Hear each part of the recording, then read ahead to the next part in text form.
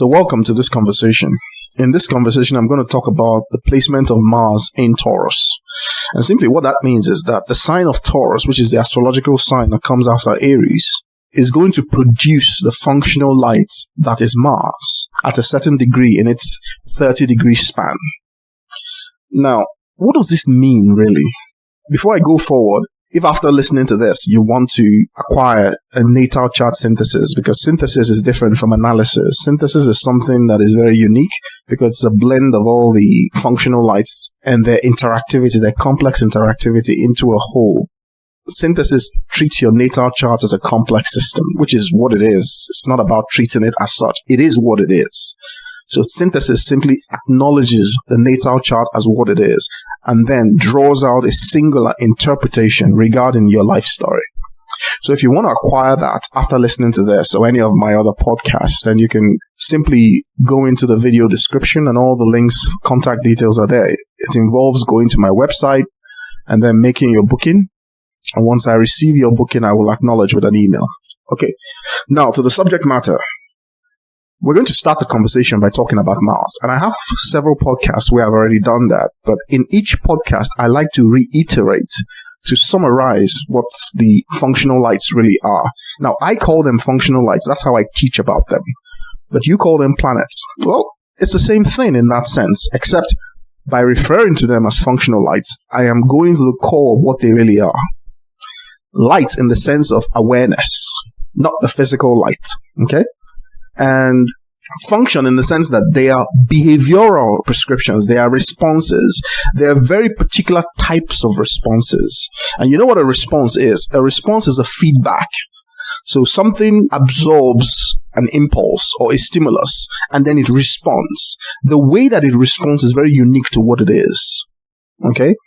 So it's a functional response in that sense. Because functions are mathematical things, and functions are quite different. You can write functions in different ways. But functions are literally the relationship between variables. Okay? That's what a function is. The variable in concern is the planet itself relative to everything else in your natal chart or everything else in astrology. So Mars in itself is a response. And because of that, I call it a functional light. Because when it responds, it interacts with everything else in your natal chart, and it produces a type of awareness that is the sum total of that interactivity. Okay? So I have classes where I teach about these things in detail, and those classes are also in the video description. So if you're interested, they are online classes, meaning that you can stream them. They're lectures, really. So you can stream them. I also offer the personalized version, but it's a little bit more expensive if you have to get the online lecture with a live Zoom session. So that's a little bit more expensive. But all the details are in the video description. Now, Mars is often described in astrology as an energy of some kind.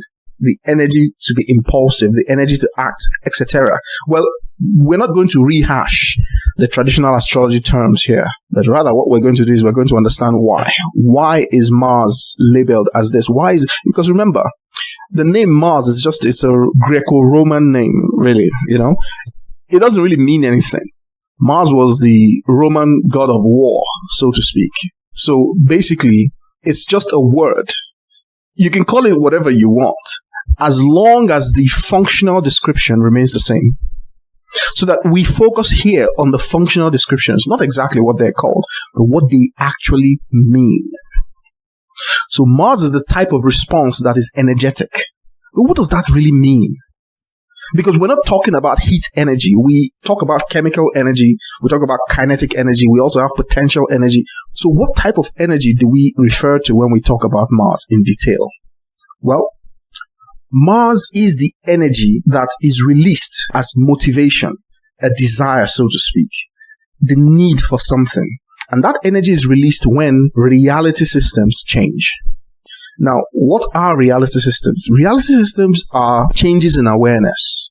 So when your attention changes or when your focus changes, your reality system changes. That change from one type of situational awareness to another, that's the energy of Mars. And like all energies, whether it's kinetic, potential, or wherever it is originating from, energy is the result of a breakdown in structural integrity. So whenever energy is created, you can consider it a waste product, so to speak. And that's the way I define it in my book, The 5 Principles of Organized Complexity. That energy is a waste product when structural integrity decays. And what does that mean? It simply means that when something is in a bound form, it is said to have a structure because it is resistant to change. Now, if for any reason that bound structure is disintegrated or the bind itself is removed or released, the resultant generation is energy. And in physics, it appears as heat energy, which is the raw form of energy. Okay? But that's not the way it shows up in human nature. In human nature, the analogical comparison to heat energy is what Mars is. It is the energy that is, or the motivation, or the desire that is released whenever your mind changes. Whenever you realize something, energy is released. And the energy causes you to want to move. Now, I have several podcasts where I talk about the process by which thoughts form in the human mind, because it's a process that really starts even before the subatomic layer of reality. Okay? And how eventually it builds proteins, and proteins now represent the type of change that is occurring in your head.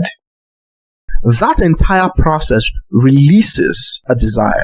So that you can think of Mars, which is the rulership of Aries, which is a natural ascendant at the 0 degrees of Aries. You can think of it as a change that occurs in the awareness of a human being as they move from the Piscean realm, which is the realm of being formed in the womb and being gestated for 9 months. You know, the type of awareness can be described as Piscean, but it's a double-edged sword, hence why Pisces is symbolized by 2 inverted fish, or one in opposite direction to the other. That situation changes suddenly with the birth of a human child, an infant. And so the child begins to experience a new type of reality. That changing process that is typified by the ascendant is the energy of Mars. And all through your life, the way that your reality system is going to change, it is typified by the sign you have on that ascendant. It is also typified by the placement of Mars, the position of Aries, and, a couple of other things. So every time your reality system changes and you experience a change of awareness, you realize that you suddenly have to do something. That's the energy of Mars. And you respond in that particular way. And remember, people carry realities in their heads. Okay? And the reality in your head is a dynamic reality because it's constantly changing. It is why I don't use the term astrological. I use the term psychodynamical, because the system in your head is what we're describing and how that dynamic system changes over time. Okay? That's really what it is. That's what we mean when we talk about Mars in your natal chart. Now, the change is often described in traditional astrology as an impulsive thing, some type of desire to act very suddenly. And, we have all sorts of terms, all sorts of buzzwords attached to this type of behavior. But what it really is the desire to be. Because what does the infant child carry? The infant child doesn't know what it is as it's born into a reality. It doesn't know what it is. And every means by which it can truly acquire notion of what it is undeveloped. So it cannot see properly. It doesn't know what hearing is. All of its sense organs are attenuated. They're not fully functional yet. The only thing that the child knows for certain is that it is. It's experiencing something, but doesn't know what it is. That feeling is the energy of Mars. Hence why I call it a one-dimensional response. It is a very primal, one-dimensional response. It really doesn't carry any type of intelligence beyond the basic need to be. And it has only one concern. It is concerned with sustaining its beingness. That's all that it's really concerned with. The symbolism of Mars in the natal, in astrology or in the natal chart, is a circle that has an arrow pointing out of it. Alright? From its surface of the circle, the arrow points out. And that is libidinal in that sense. Why? Because Mars is solely concerned with staying in reality. It doesn't want to go back into the formlessness of Pisces. It wants to build on this sudden awareness that has begun to develop within. It wants to grow. But it doesn't know that it's real yet. Its nature is that of a motive or a desire or a potential. It wants to become physical. That's all it is concerned with. And so the symbolism for Mars is libidinal in the sense that it is an energy that wants to sustain life. It wants to sustain its existence. Now, the energy is powerful enough to break the barrier between realities. So anytime you want to change realities, you need the energy of Mars. So that the way Mars is positioned in your natal chart is talking about how you are able to transcend different types of realities. Remember, people carry realities in their heads. So every time you meet someone and you begin to engage with that person, it is the energy of Mars that allows two realities to collide and to begin the process of negotiating into a common ground. That's exactly what it is. And this is different for everybody depending on how Mars is wired in your natal chart. Okay? Hence why synthesis reveals this structure.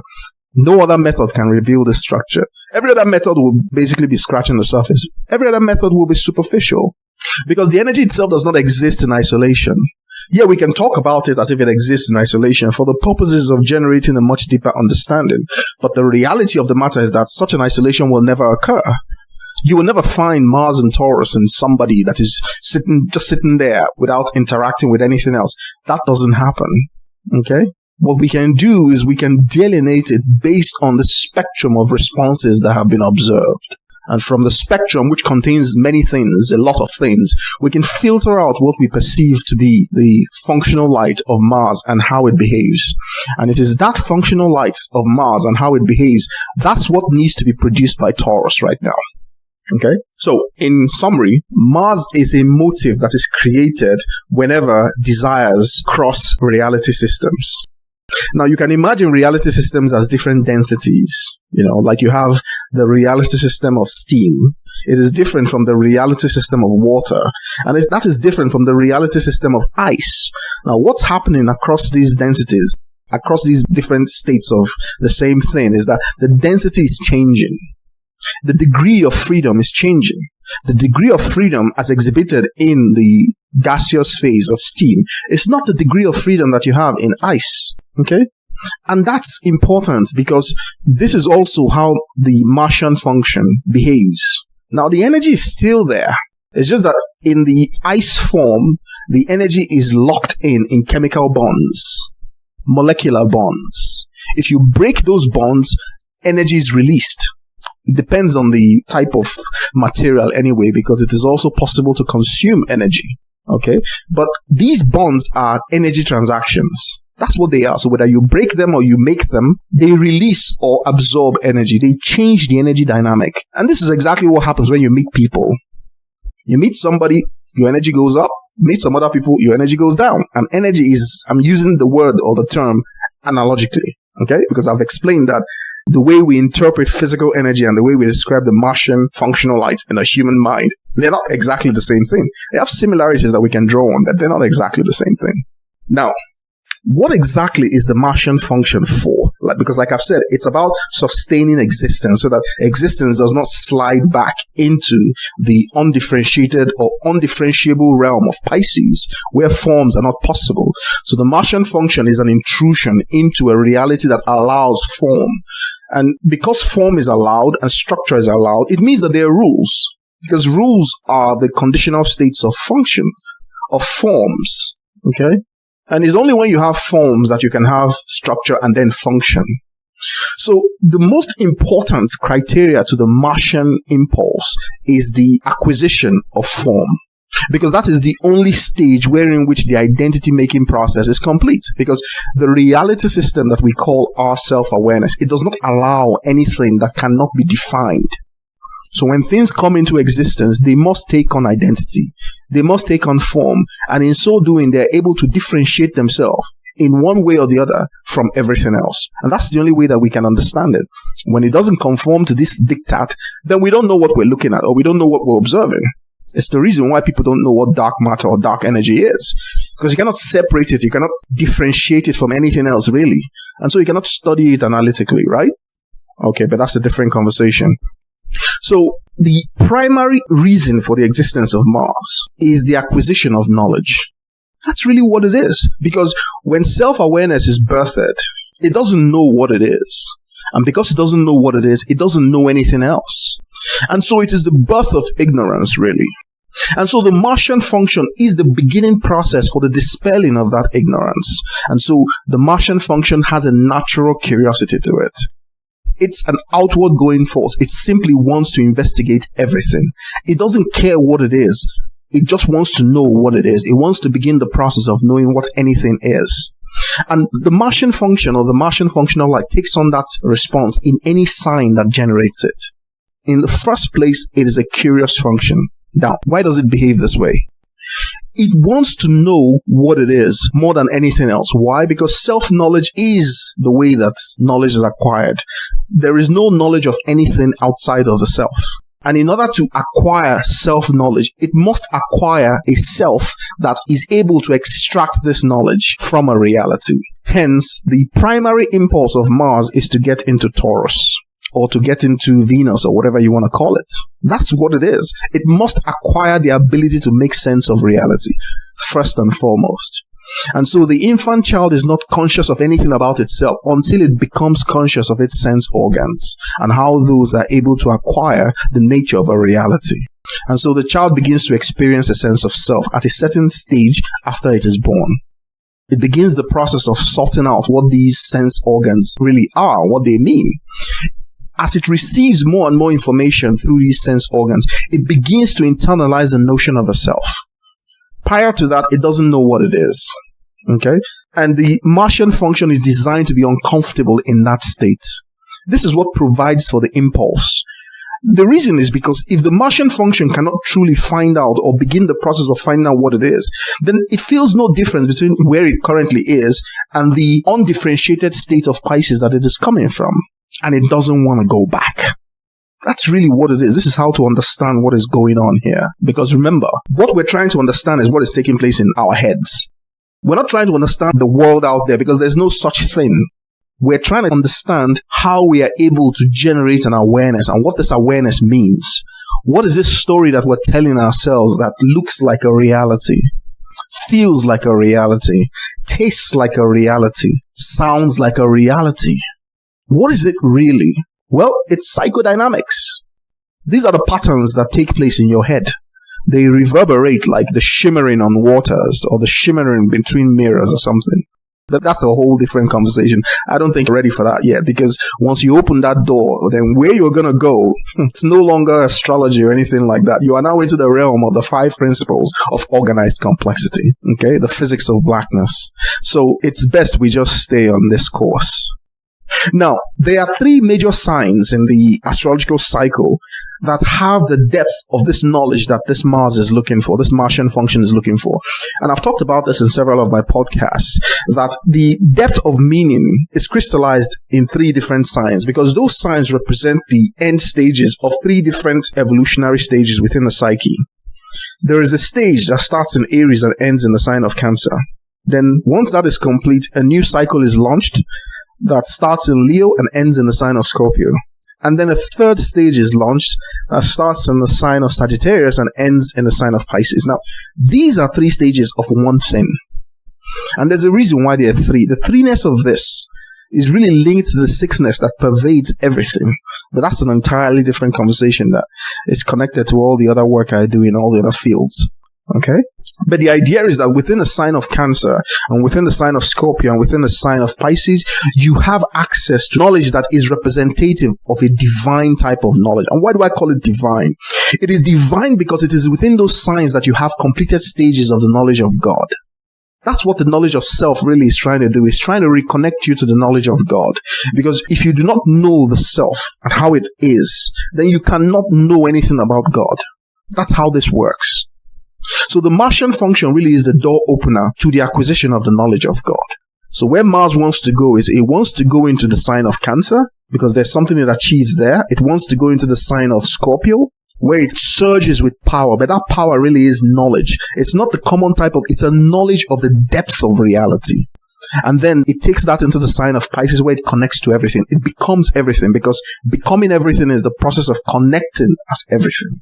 Because it is in Pisces that mission, in order to know God, that mission is complete in Pisces. Okay? Now, in Cancer, its primary function is to know itself, to connect with itself, the intimacy of itself.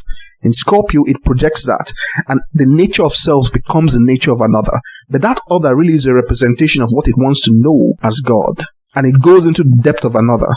Why? Because it needs to become the other. And then in Pisces, it becomes everybody else. Because that's how God is imagined in Pisces. Everything else connected together into a seamless, unitary whole. Okay? But the first stage of that journey, we're getting ahead of ourselves. The first stage of the journey is that Mars goes into Taurus. And so you can see the importance of Mars in Taurus. It's extremely powerful. Why? Because it's the first stage in its developmental process that leads it to Pisces, which is where it really wants to go to complete the circuit. All right? So we've already said that the Martian function, the functional light of Mars, it animates desire and motivates it to seek physical form. It motivates it into the acquisition of these sense organs and then the extraction of information from these sense organs. Now, these sense organs, we tend to look at them as body parts, but they're not really. They are couplings. And you know what a coupling is? A coupling is how two things that are separate are joined together. All right? They couple together. You can think of the coupling that occurs between a man and a woman during sex or during lovemaking, right? That's a coupling. And there's a reason why I'm using that example. It's very important. This desire to acquire physical form is so that the Martian function can begin to acquire knowledge of a reality. But this knowledge, it is the same thing as those sense organs. Because those sense organs are the things that couple us to a reality. In some sense, those sense organs are the realities themselves. Because it is our interpretation of what we consider to be material reality, which is the type of reality that we're experiencing. It is where the differentiation begins to occur. And so the process of separation begins to occur from there. All right? Because the thing about the sense organs is that when you see something, you see things that appear to be outside of you. They do not intuitively inform you that these things that you are perceiving through your eyes, that they are a part of you. That's not intuitive at all. Okay? And that's the way all the other sense organs behave. So that in their primary expression, they appear to create a reality wherein we are outside of things, in that sense, wherein things are outside of us. But we know that the visual processing part of the human brain is at the back of the head, so that what you're really looking at is a representation that is forged on a screen at the back of your head. But it's not intuitive, right? We don't see that. We don't realize that. And this is a major problem for the human. Because it takes a human a while to fully come to realize that the reality system that you are studying is not outside of you. It is you.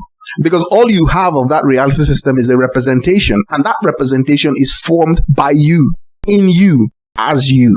Okay? Now, I don't want to lead us on a tangent by going deeply into this. There are several podcasts I have that talk about this, especially the podcast titled The Theater of Experience. So that within the physical senses is contained the entire spectrum of what we call a reality. Everything that we think of a reality is somehow flowing through those physical senses. Listen, those physical senses also make up what it is that we imagine. Because our imaginations are just very far type of projections of what it is that we have already experienced in one form or the other.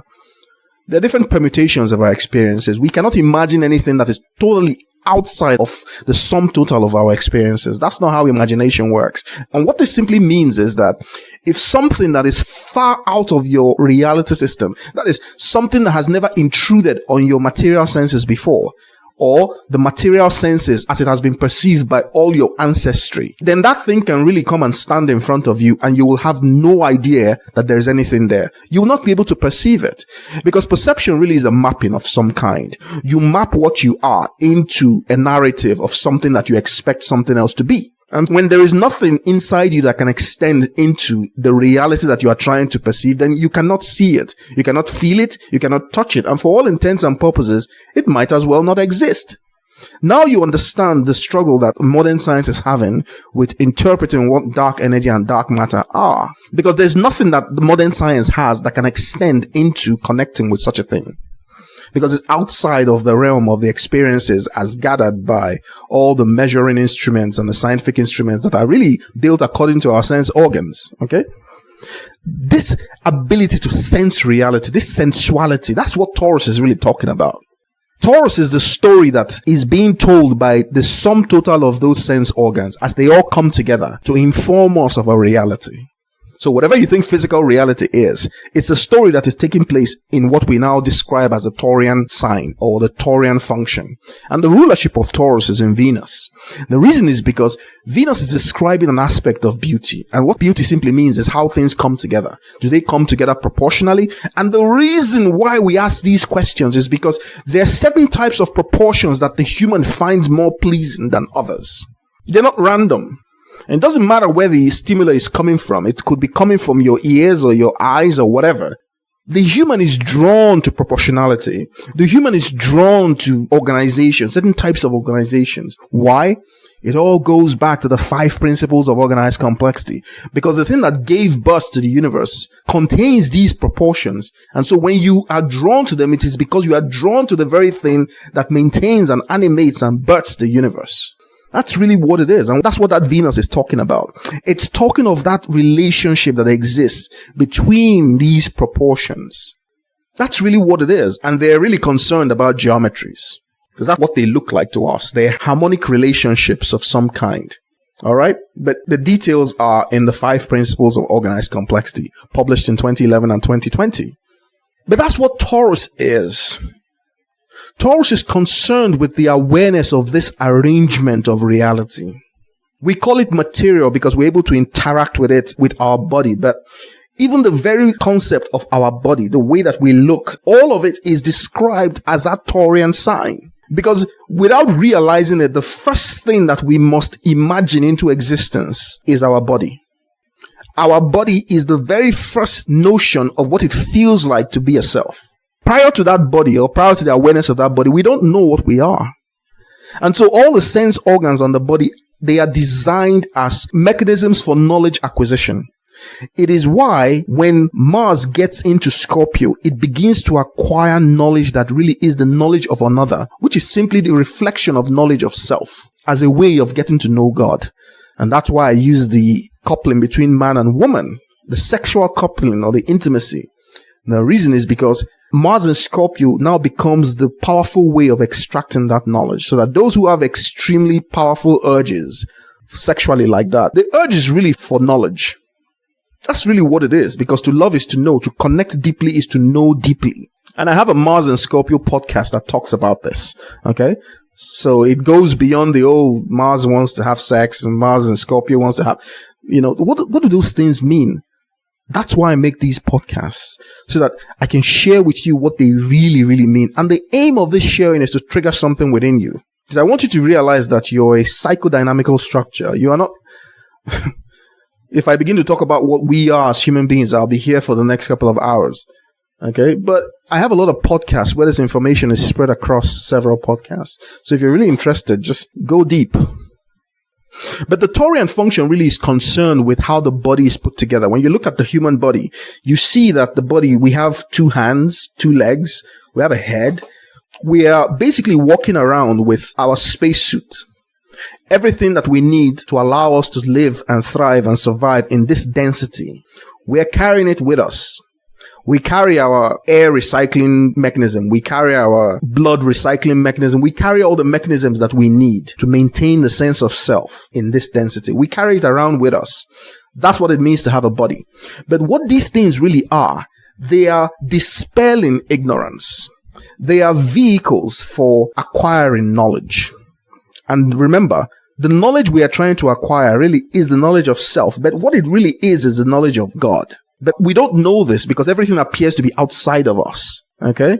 Until we come to the realization that, wait a second, there's really nothing outside of us. And it's a realization that creates a conviction, because it is the conviction that is the implementing aspect of this realization. Without the conviction, then nothing happens. But the conviction itself changes realities because it changes you. Okay? And reality is just what you consider to be the information flowing through your sense organs. Okay? But what is this information? What does it do to us? Because it is us, but what is it really? So the aspect of this information that we interpret as Taurus, it appears as a beautiful, harmonious, sensual, earthy, very stable form. We know that it's physical because it doesn't dissolve when we try to interact with it. It is stable over time. It persists. It endures. These are all part of the Taurean function. When you look at a rock, just any type of random rock, right? And you look at a diamond, a polished cut diamond, you see that the diamond itself appeals to you better than the rock, the random rock. Why is that? Because within the diamond, you can perceive harmony. What does that mean, really? It's proportion. These proportions, whether they're geometric forms or arithmetic progression forms, they indicate a resonance with something. This sense of self that is deeper than our physical sense of self, that goes all the way back to the beginning of the universe, like I said a few minutes ago. We resonate with it, it draws us in. And the reason why it does that is because it acts as a vector. Because our lives are like programs. They're not programs per se, but they're like programs. Let me use that term, even though it's not exactly accurate. Now, the programming is designed to lead us on a journey. The journey itself is the acquisition of self-knowledge, because that's the only way to know God. That journey, we don't know where to start because it might have degrees of freedom that are open to everything. It is this Venusian Taurean function that helps us to become aware that out of the myriad of possibilities for the trajectory of this journey, there is one that is favorable. And it is usually indicated by what we come to like, or what we are attracted to, or what we are drawn to. It's not a coincidence that we're drawn to certain types of things. You know? No two people are exactly drawn to the same type of thing. I mean, we all appreciate when something sounds nice. We all appreciate when something looks nice. But the truth is somewhere in the finer details, okay? And in those fine details, it's a very personal experience, what we consider to be beautiful, or what we consider to be pleasurable. And that's because this vector that exists within us is a very personal experience of what we find to be pleasurable and harmonious. And it's designed to lead us on a journey. That's really what it is. That's how our natal charts encode our life stories. It always starts from the Venusian or the Taurian function, because what it does is that it is a receptacle for the Arian or the Martian energy. So whatever is prescribed in Aries only finds form in Taurus. Otherwise, where's it going? So anything that is located in Aries is on a sprint. The moment it realizes itself, it's on a sprint to become form. Otherwise, what stops it from being pulled into non-form, which is what the Piscean energy is? All right. So that the Martian energy can now be envisaged as the ability to resist being pulled back into formlessness. So it resists opposition. It resists this sliding back into non-identity. So as long as the Martian energy can become something or can identify with something, it is pleased. It doesn't matter what it identifies as. As long as it identifies as something, then it can never go back into formlessness. So its mission is achieved once it can become identified as something. This is what accounts for the impulsiveness of the Martian function, because it's not concerned with where it's going, really. It just wants to go. And as long as it's going somewhere, it must interact with an aspect of this reality. And the moment it does so, it becomes entangled. An entanglement means a coupling, meaning it can't go back into formlessness. Something in this existence now knows about it, and that's all that matters. That's all that is required or necessary to change things. That's really what it is.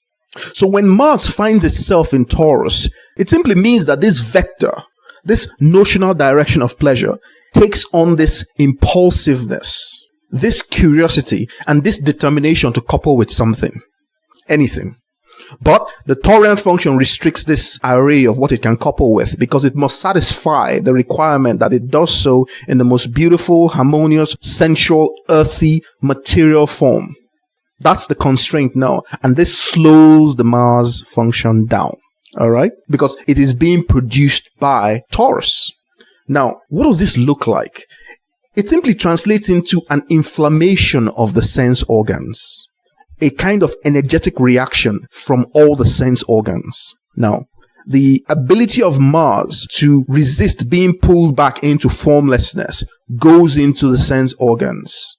And so the individual seeks to couple with their environment based on the information flowing through their sense organs. It's how they resist being imposed upon. So you can expect that the Mars and Taurus person will combat their reality or fight for their place in reality using these sense organs. So if you try to put these kind of people down, they simply make themselves more beautiful. They compete with beauty. They compete with a material, worldly, earthy kind of existence. That's how they compete. That's how they resist change. Okay? It's how they tie themselves down to a reality. So the more you push these people, the more they will invest in the form that they occupy, their physical body.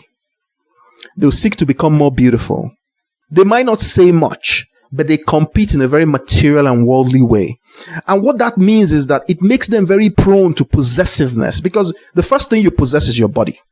So that's an individual that is not willing to share their body naturally. They're willing to put the body out there in terms of expressing these aspects of their sense organs. Because remember what Taurus is. When you're looking at Taurus, you're looking at a very beautiful form. And it's beautiful because it's harmonious, it's proportionate. But it's also very sensual and very earthy, meaning that it is very down to earth. You are looking at a description of what it means to have a physical body. And all the pleasure centers of the physical body are activated in Taurus.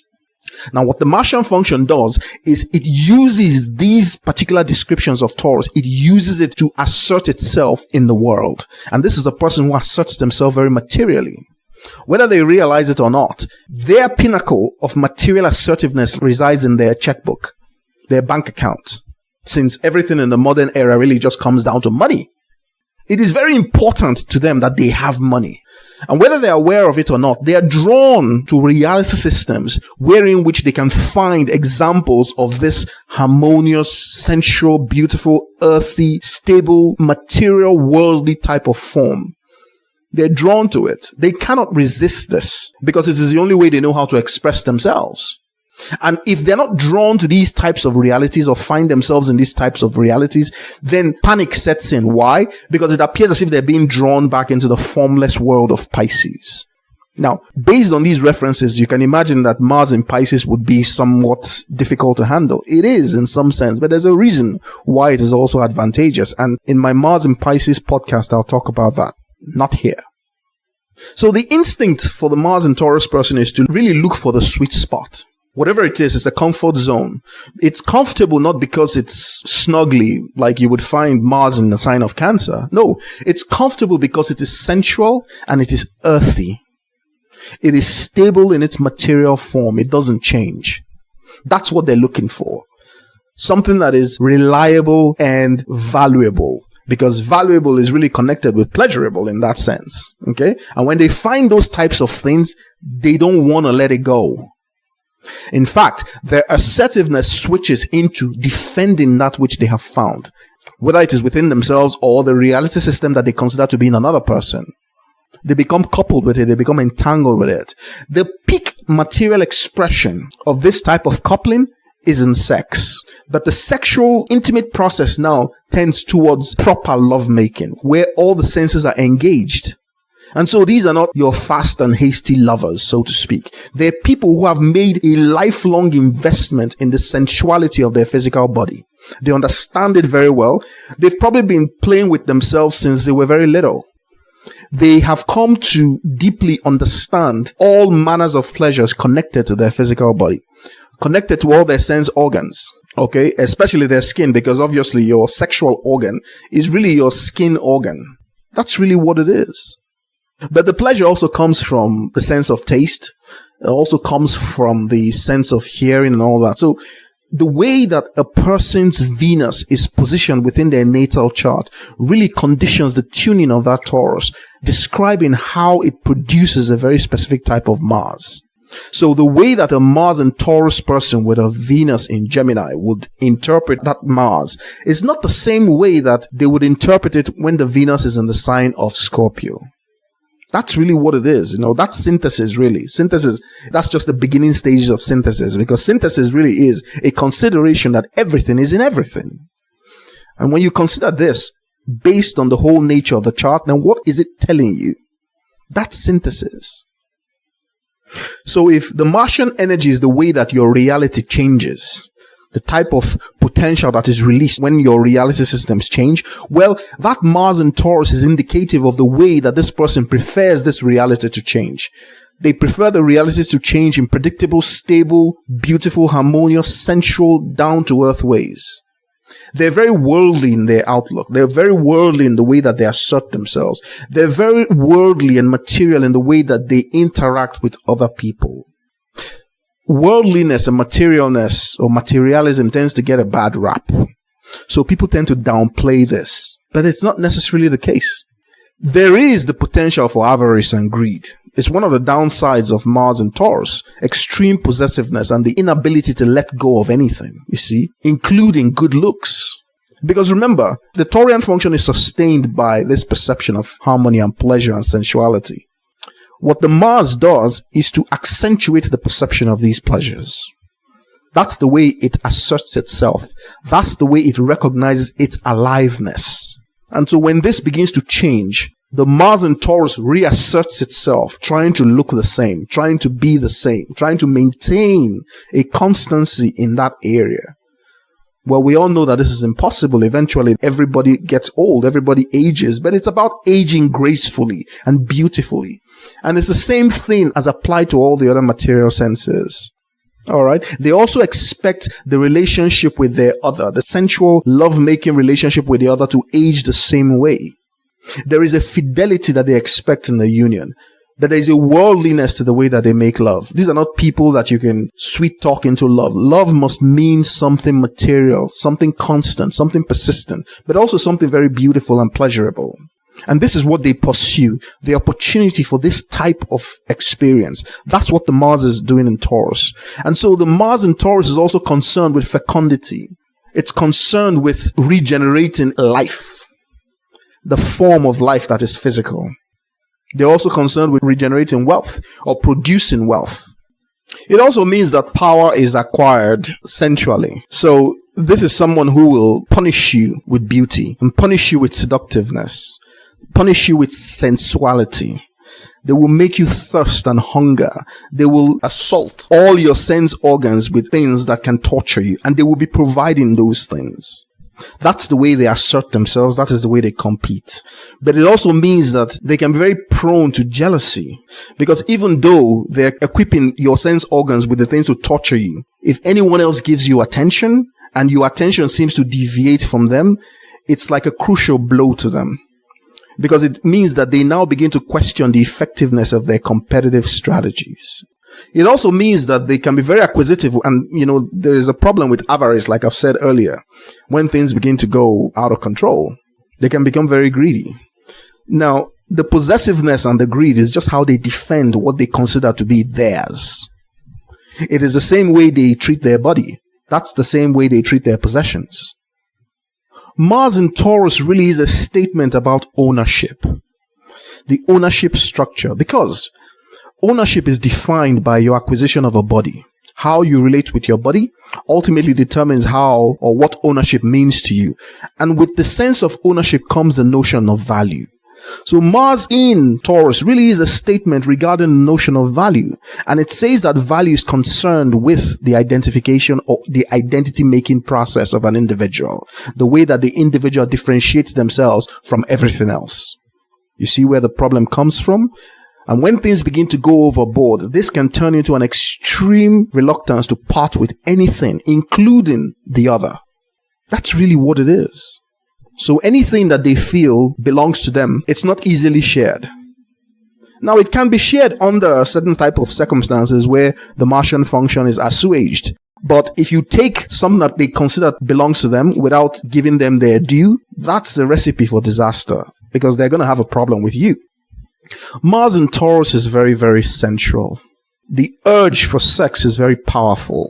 But like I've said, it's not just about the wham bam passionate thank you ma'am of Aries. No, it's a deep, earthy kind of sensuality, a deep, earthy kind of sexuality, wherein which all the physical senses must be engaged and stimulated to the point where they can all together climax and reach an orgasm.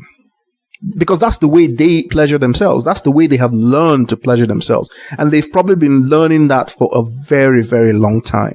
Because the only way to really craft their identity is to understand their physical body.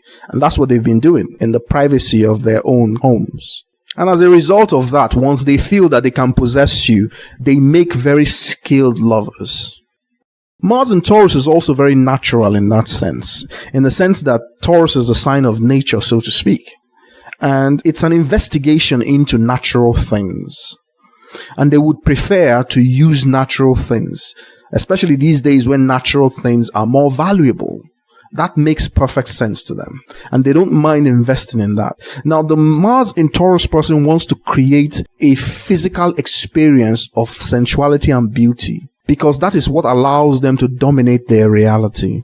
It's what allows them to keep the boundaries of their reality at bay, so that there is a differentiation between them and the reality of others. They would like to invest in themselves and make themselves valuable. I'm talking about their physical form. And this is what everything centers around. If Mars and Taurus cannot compete on that physical form, then they begin to experience a bit of a dilemma. You see, Mars in Taurus really is concerned with that information that is acquired in Cancer, Scorpio, and Pisces. But it's not there yet. Because in the first stage, the sign of Cancer, the information or the knowledge that is acquired there is a complete knowledge of self, how self is. And it's acquired by evolving from Aries to Cancer. But Mars in Taurus is not there yet. In Aries, Mars is concerned with the creation of an identity. And that process simply means that Mars is able to separate itself from everything else, to arrive at a set of realities that differentiate it from everything else so that it can take form. But the form that Mars in Aries possesses is a potential. In order to concretize that potential and to make sure that the potential doesn't have the possibility of going back into formlessness, Mars goes into Taurus, where it now concretizes the identification of that form as a physical body. And so Mars in Taurus is concerned with the permanence of that identification. They don't like to change. So when they can take things from a potential to concrete form, then they don't want to move anymore. They don't realize that there's still the sign of Gemini and there's still the sign of Cancer. They want to stay Mars in Taurus. And what that simply means is that you have someone who achieves a peak experience as a physical body, and then they don't want that to change. Meaning they're frightened of growing old. They're frightened of this peak sense or aptitude that they've been able to put together whenever they look at themselves in the mirror and admire what they look at. You know, it's difficult to really communicate what feeling the Mars and Taurus person goes through when they're able to achieve a peak experience of making themselves look exactly like the story they tell themselves deep in their heads regarding what they are. That joy is very tremendous. They enjoy it. It is a sensual feeling. It's almost like making love to yourself. Okay? The problem is, things don't stay that way. Things tend to evolve continuously.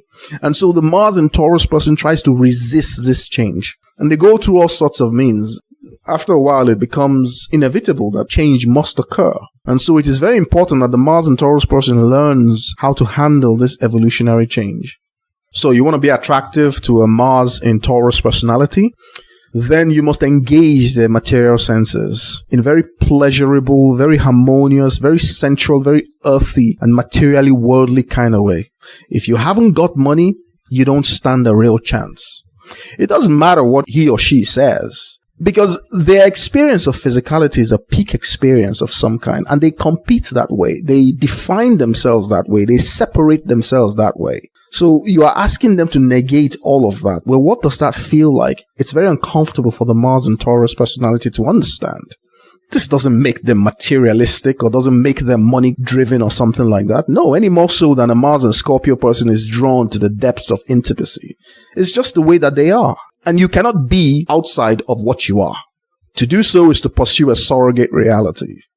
What synthesis does is to help you understand how this way that you are blends into everything else. So you better appreciate what it really means. All the creative forms associated with Mars in Taurus, they're linked to the physical self, the physical body, the physical senses. So the person might be drawn to singing, but what they're really drawn to is they love the sound of their own voice.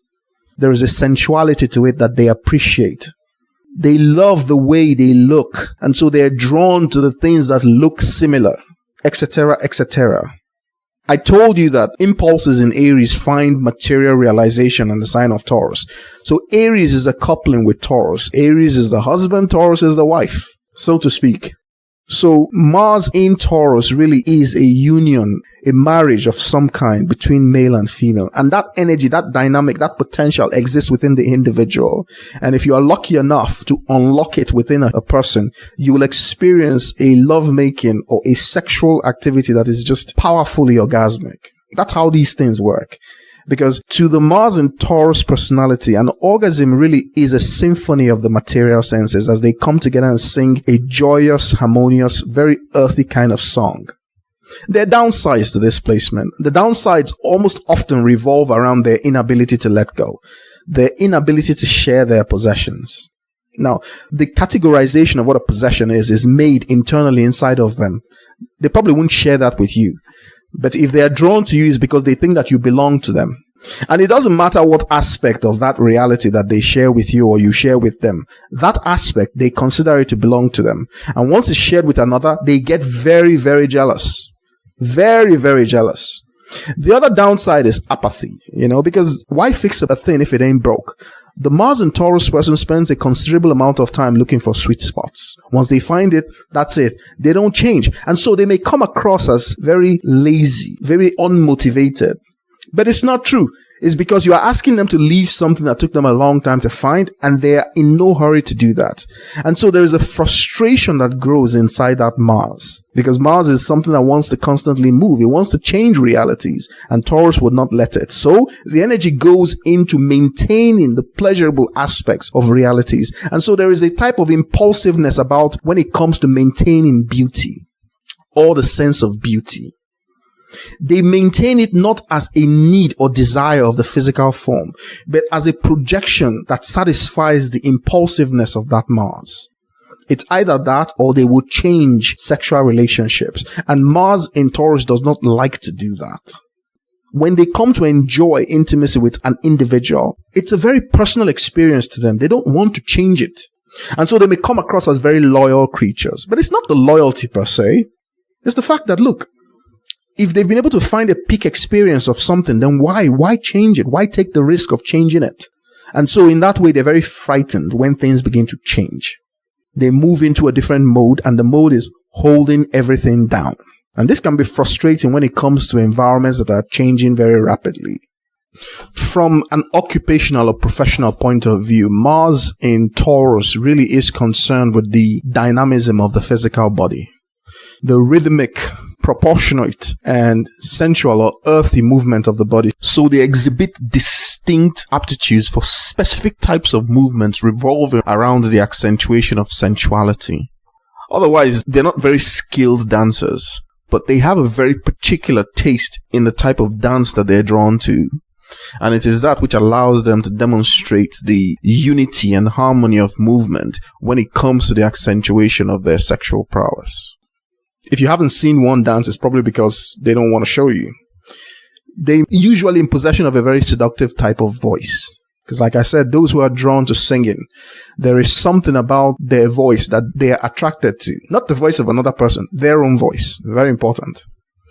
But they also make excellent engineers, because the act of engineering something into existence or engineering something into reality is the art of producing form. That's taking it from the conceptual space into the physical space.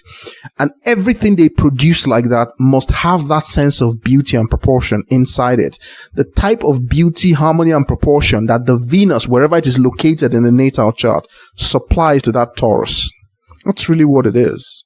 Because it's the Taurus that produces the Mars, but the Taurus itself is conditioned by the placement and aspects to Venus. So they can make excellent musicians, and they can also make excellent engineers or sculptors.